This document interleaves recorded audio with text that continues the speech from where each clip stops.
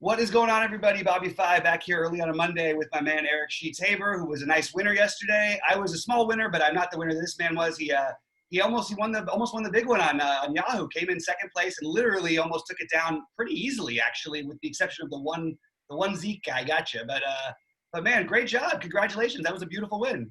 Thanks. You know, like I talk to you all the time about, well, when Bobby sometimes bitches and complains or whatever, that's usually when he ends up like winning the next day. I went on for like 25 minutes how I didn't want to play football. I'm like, I'll play two fucking lineups. Excuse me. I'll play two lineups. And you're like, dude, play freaking football, right? And I got to tell you that I owe it to, I want to shout out to somebody. I owe it to Eric Crane for this one. Okay. And the reason why is I didn't play any season long this year. I didn't have any league. Everybody's league canceled because of COVID, whatever. And I wanted to play. And he put out on Twitter that he was running a couple of leagues. I'm like, dude, put me in, whatever. I don't even care what it is, right? I didn't have an internet. I didn't have anything, right? I'll go in the draft. I'm like the biggest fish in season long ever. Just put me in. He's like, okay, I'll put you in. And I said, I don't even know if I'm going to be able to have enough connection for the draft, right? And not to mention, I've never done an auction draft in my life. So I say this all as preface because it happened to be on Yahoo, the fantasy league. So I had to actually like remember my password and all this stuff. And I went and I did the draft. And basically the whole league was mocking me and my picks during the draft. So I basically donated $250 to the season-long league, I think. But it allowed me, I actually stayed logged into Yahoo as a result of it. So like I was doing these other sports, these other NFL things, like, well, I'm logged into Yahoo. I may as well just freaking play some Yahoo. Because I updated my projections and all this. Hey, let's just script something and throw it in. So thank you, Eric, for letting me donate the $250 to get back to 50,000. Oh man, that's awesome. Well, anyway, yeah, thanks. Shout out to Eric Crane. Love Eric. Yeah, he's the best. Yeah, man, that's awesome. That was a great win, and it's funny. It just goes to show you, like sometimes in this stuff, like I'll have days where I just don't play or I don't really touch anything because I don't really want to play today or whatever. So I'll throw in a lineup even in baseball and just sort of like forget about it, a cheap one. I've won tournaments when that happened. I mean, it's the weirdest thing. Sometimes when you don't want to do it, the process, if it's still good, like I felt very unsure about my lineups yesterday, and I cashed in almost 80% of my lineups on FanDuel. That's, without really having a good feel for the slate in my mind, although, it ended up paying off. Okay, so here's the thing, and I'll struggle with this, but I'm going to do it. First thing, as you guys might notice, I think I've screenshotted a total of twice in my life for DFS, and it's just not my style. I just don't want to do it. It's just bragging, and it implies that for one, that like it's the only lineup you put in or something like that, or you never screenshot like your days where you lose all 100 lineups or whatever it is. And it's just kind of tilting when you see people screenshotting, they're selecting whatever. And then I'm like, you know what? Everybody's doing it. If it's a big enough one, maybe I'll have some fun and I'll put it up there, whatever it is. And so I put maybe one or two up there. And then in a similar vein, I wanted to go over, look, I'm in a good mood, I won, and I want to go over the stuff. And then I was like, well, why do I just want to go over that lineup? Once again, you can always like look back and say, oh boy, see how easy it was? I just did this, and this, and won 50,000. And that's one of the things I hate about content in general is people are very backward looking or whatever it is. But I did think about some very positive things that we could talk about, first related to the lineup, and second of all, related to other things I did yesterday that were not that good, that at least can be educational for everybody else, if that makes any sense. Let's do it, man. Yeah, let's call up your screen and talk about it a little bit. So I kind of get this prepared. So the first thing I would like to do, and this is really tilting, okay, is I want to share with you, this was ended up being my cash game lineup on DraftKings, the one that I ended up playing the 2+2 lineup. Now the 2+2 contest this year usually get like 16, 17 people. But this year it only got 10. It's basically the toughest field in like all of DFS. Like pretty much everybody in here is a freaking expert, right? And I ended up coming in 7th out of 10 with only 146 points. And I ended up see what happened was when Boston Scott value came up, what I did was I said, okay, now I don't need to play Tariq Cohen in that flex spot. I could go down to Boston Scott and move up to the Colts on defense, right? But I got so stubborn. What I did with the Gibson thing, I said, you know what? Why is Gibson any worse now than it was at the beginning of the week when people thought he was going to be 80% owned, right? I'm going to still freaking keep using him. And maybe that was just a big error. I don't think it was an error at all, by the way. You think? He actually looked okay. Like it was the way the game was. I mean, they were down big and they were doing this pass, they were sort of just airing the ball out a little bit and to come back. And then they sort of things just sort of flipped. I mean, it just is one of those fluky things. I mean, the same. I sort of had that the same thought as you. I kept him, or I had a lot of Ian Thomas, the tight end from Washington. I just felt like we talked about how Washington value was bad, and for the most part, we were right. But there was some places that something would have to go. Like Ian Thomas ended up being one of the more optimal, cheaper plays on FanDuel, especially because he was. Yeah. So the other thing that tilts me about this, then I'll go back to more DraftKings. Yeah. Is you see I have a total of 10 people in this 2+2 league, right? Just random thing. What are the odds that one of them, this guy, is going to be the one that gets me in the Yahoo tournament? This is the guy who got first in the freaking Yahoo tournament by 2 points. And I'm like, you got to be kidding me. And I was almost going to reach out to him on 2+2 at halftime and ask if he wanted to swap or something like that.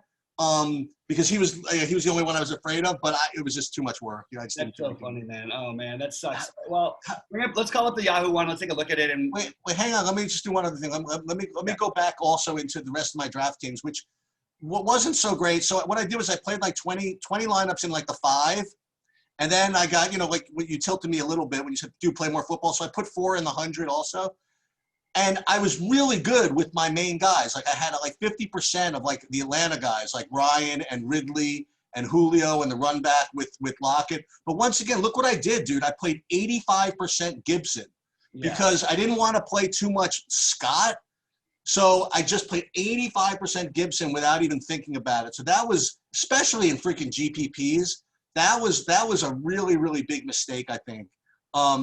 And the other thing that kind of cost me, I ended up playing 42% Vikings D, which ended up being -4 points. So that's kind of tough to kind of overcome. I ended up doing well. I ended up in the $5 one, I ended up like with 35% ROI. I was in for like 100. I got back like 136 or something like that.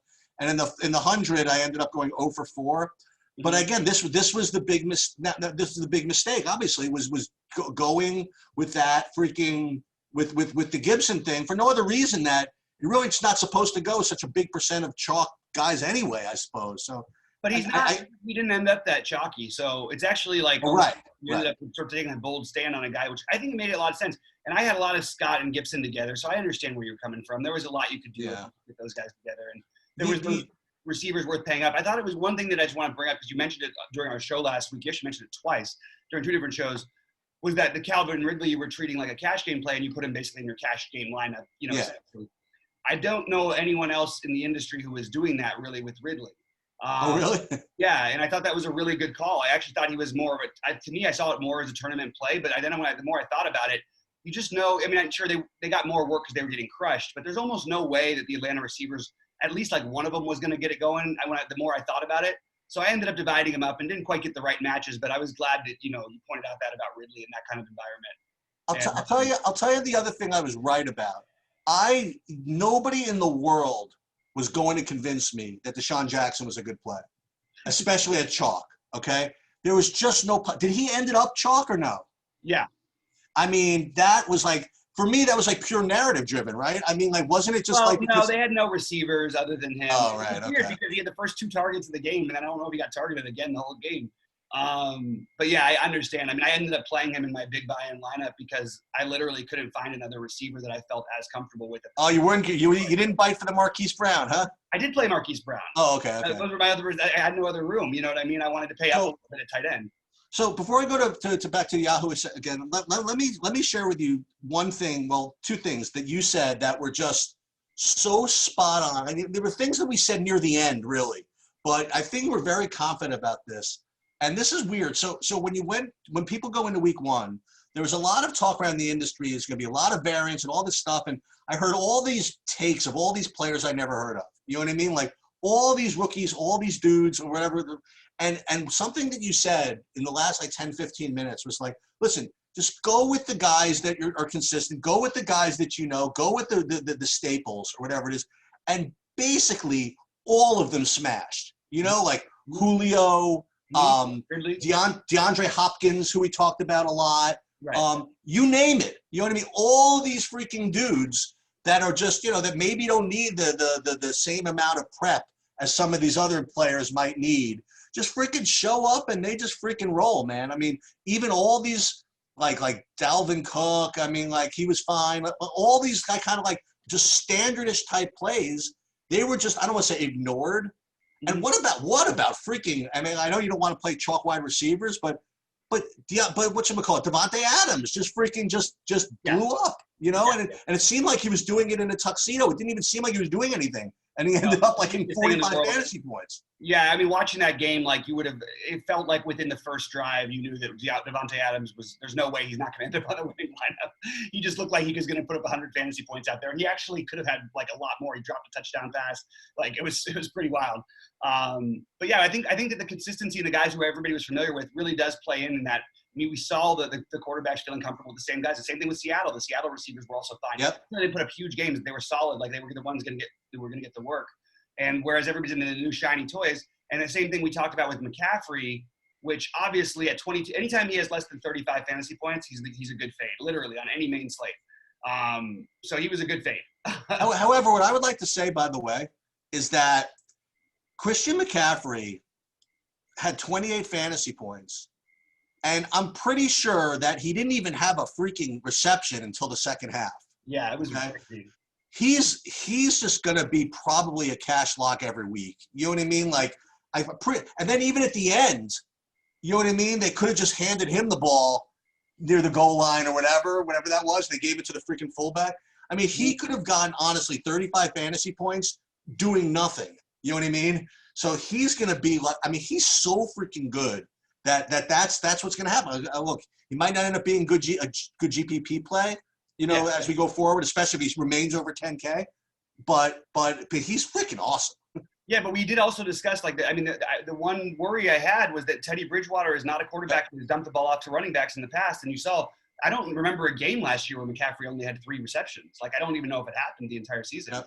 So we have to just be aware of that. Not to say that he won't have his 10, he'll have his 10, 15 reception games. But anyway, let's jump over to Yahoo. Oh, so this is the Yahoo lineup. And again, in full disclosure, I played 30 lineups, and the way I did it was blasted away with this thing. Jesus, man.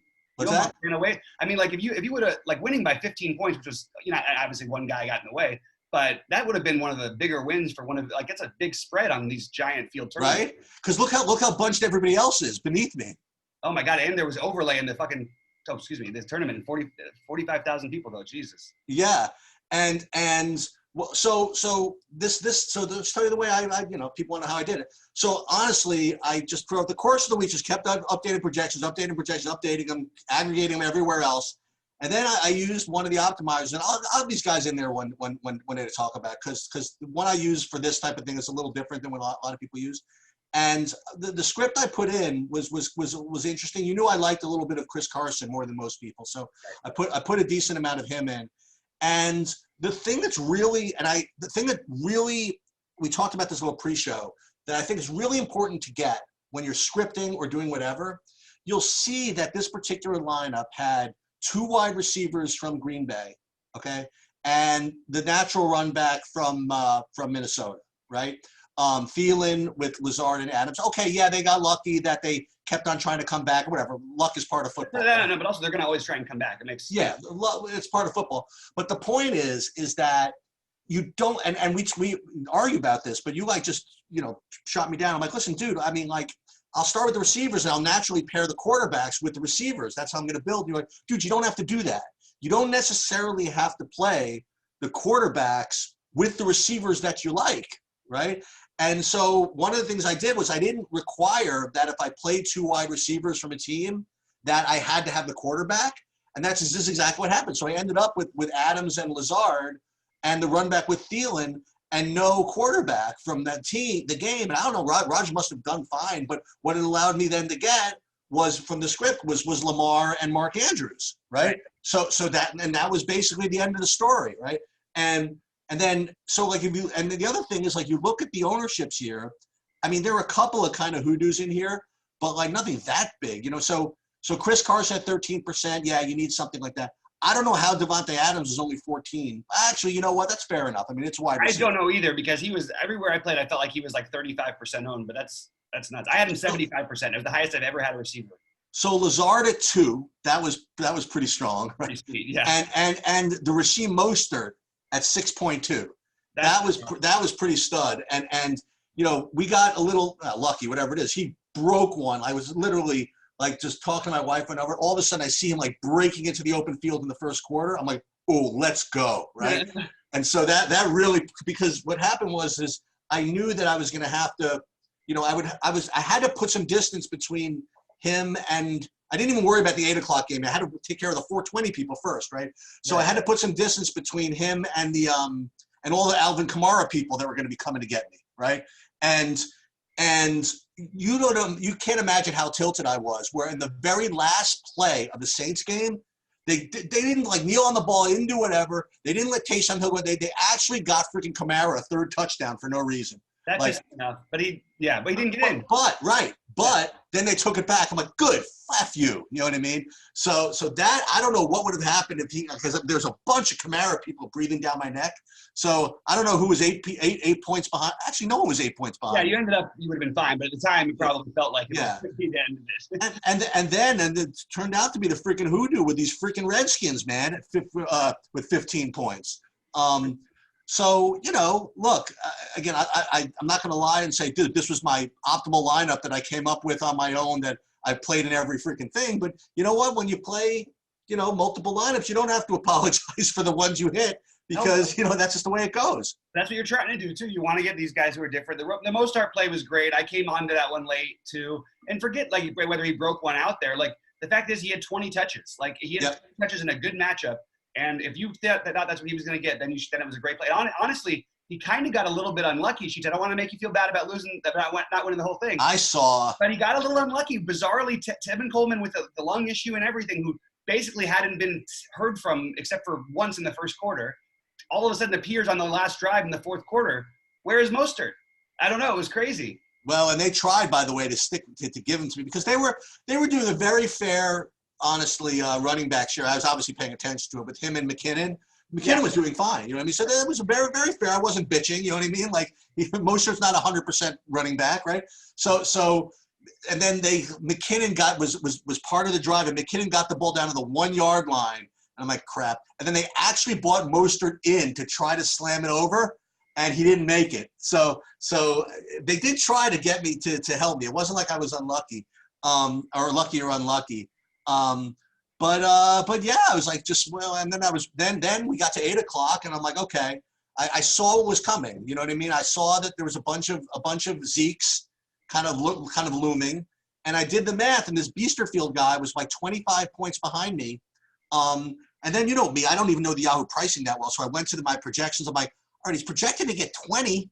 So I'm probably a favorite, you know, whatever it is. So we'll see how it goes. And then what happens is this kind of, I probably should have done the live sweat on this, but I was actually watching with my wife, and I watched with my wife. I was watching while my wife was watching something else. She wasn't watching. So I'm sitting here, I'm watching this, and first drive, Rams get the ball, and they eat up the whole freaking clock. I'm like, let's go, right? This is just perfect. And they march down the field, and they score. I was going to text you. I'm like, okay, this is a variation. How about they go up 21-0, and Zeke gets scripted out of the game completely, right? Pollard is in, yeah. Right? And so then, like, and then, you know, Zeke was not even that great, you know what I mean? But he had a couple, he was left wide open in the slant, in the flat for a touchdown. I'm like, all right, crap, right?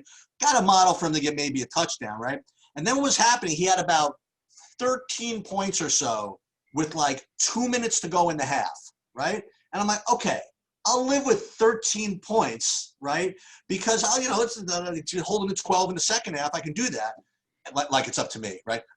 and so the Rams have the ball, 2 minutes to go, and they don't convert, or they miss a field goal, or whatever. And I'm like, oh no, they get one more possession, and Dallas marches down the field, and I'm like, oh no, don't do it to me. And then they get down to like the 6. I'm like, okay, as long as Zeke doesn't get in, I'm fine still. And Dak breaks into the open field and gets in, but I know that he's down like 1 foot before the end zone, right? And I know they're going to review it. I know it's going to overturn, and I know they're going to hand it to Zeke. And that's exactly what happened. So they slammed Zeke into the line for the touchdown with 15 seconds to go in the half. And I'm like, all right, so I'm dead, because I was only up like 3 points at that point with the whole second half. So I started already looking for second, and I even noticed that second place, I still had like a 20-point cushion in second. The only thing I had to do was fade. There were a couple of like these Robert Woods guys that were kind of looming. Yeah. And there was one particular guy, this dude, who had Woods and Zeke. So I had to hold him off. Like if either of these guys blew up in the second half, I probably would have, I would have been sketchy. So I had to hold off Zeke's. I had to hold off sort of like Woods. And this dude was the guy I was most concerned of because he had both Zeke and Woods. And I even had a little sweat. I'm like, oh my God, they're going to go to overtime and I'm still going to have issues. And we finally got we got the stop with the Rams. And so I held on for a second. Again, rather handily, I should say. Beautifully, man. Yeah, that's beautiful. I'm really stoked for you. A great win. It's a great football, great start to the football season, man. I'm not even jealous. I'm just look, you got the big dude, you know, jealous. You kidding? You do for all the freaking like 8 days in a row of 5-figure cashes and whatever. And you know what I mean? I'm like everybody else, man. I'm trying to, playing GPPs, you just keep losing and hope you hit one. That's really the idea, right? Like if you're like gaining like 10% a day in GPPs, you're probably doing it wrong. You know what I mean? Like right. You're supposed to go minus 60, bam. Right. So fortunately, this bam lasts me the next like basically 2 seasons in football, right? Minimum. So we're in good shape. Beautiful, man. I'm really happy. I'm excited for you. I'm glad it worked out. And I do think that it was good talking about some of the things we talked about process-wise, the not needing to pair your quarterback. And the funny part is, let's just say you could go the counter side even to certain things like that. People say, oh, well, if you pair Aaron Rodgers, you would have that. Yeah, but you're not going to leave that money on the table. It would have forced you into a totally different build that would have definitely got you off Mark Andrews. Because one thing I'll say just real quickly about that, if you're going to play guys like Mark Andrews, especially this year, you kind of have to play Lamar. That's the only time I think you do. Okay. Because Lamar is going to do so much with his legs anyway. And I feel similarly about Marquise Brown. It's very hard for me to play these guys separate from Lamar because if they have big games at all, I'm adding Lamar's extra 50 yards and probably a rushing touchdown to whatever they're going to do, not to mention that there's other receivers out there. So it would have led you to a different build. My point is if you played Rodgers and you probably wouldn't have come in second. I mean, dude, it's a great lineup. I'm disappointed you didn't win, but it's a great win anyway. It's awesome. I would like to say, by the way, the one thing I will mention, they made a big deal of this on the broadcast. I only bring it up because of where you're from and stuff. Dude, on the one hand, it's a shame that no one's going to get a chance to see that. But that stadium is just the nuts. Yeah. Holy crap. And this is coming from, remember, when I lived in LA, I lived in Mansfield Park. Hancock Park. I lived on South Mansfield in Hancock Park.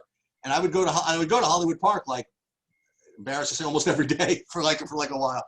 And so to see what they put up there, I mean, that thing is amazing. And it is a shame that no one's going to get a chance to see it for a while. Yeah. But holy crap. I mean, good for them. At least we got to show Jerry Jones, who now has the best stadium in the world. So that's right. You got to see it. All right. This is good, guys. I appreciate you guys tuning in for us. We're going to have a lot for you this week. We got the U.S. Open coming up. We've actually got one, I think, more 2-game basketball slate, and then maybe they'll be doing the 2 games. Tomorrow. Tomorrow we'll have the 2 games, and that should be a lot of fun. We've got some baseball later for you today on QLTV, and we'll be doing that every day at 3:30 Eastern. Sheets, anything else before we get out of here? And again, congratulations on the big win.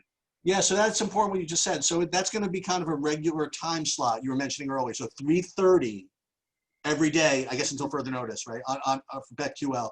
And I guess that works most of the time because usually the slates don't start until like 7 and stuff like that. Yeah. But today it's going to be a little interesting because it's a 4:15er. I sort of like doing it up to lock. I don't mind it. I mean, look, the problem is ideally you don't want to compete with the crunch time guys. They do a good job and all that stuff.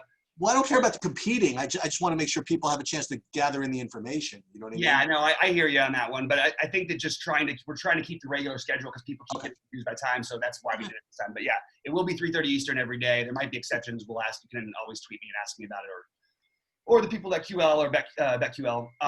Oh, wait, one other thing I'd like to mention. I'll go over this Wednesday in the Survivor video, but It's a big day in Survivor, man, because a lot of people went for the chalky things, which I advised against.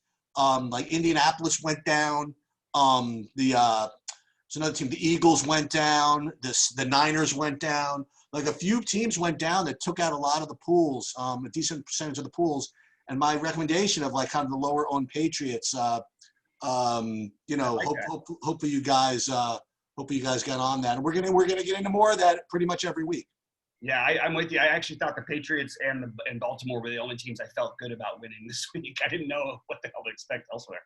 All right, guys, this is great. Another congratulations, big win for Sheets, and a small win for me, but we'll keep it coming, and hopefully you guys are watching because we're doing this stuff for free, and make sure to like and subscribe, all that stuff, because we are bringing the information for free for now, and won't be that way forever, so get in while you can. All right, guys, we'll talk to you soon. We'll see you at the top of the leaderboards.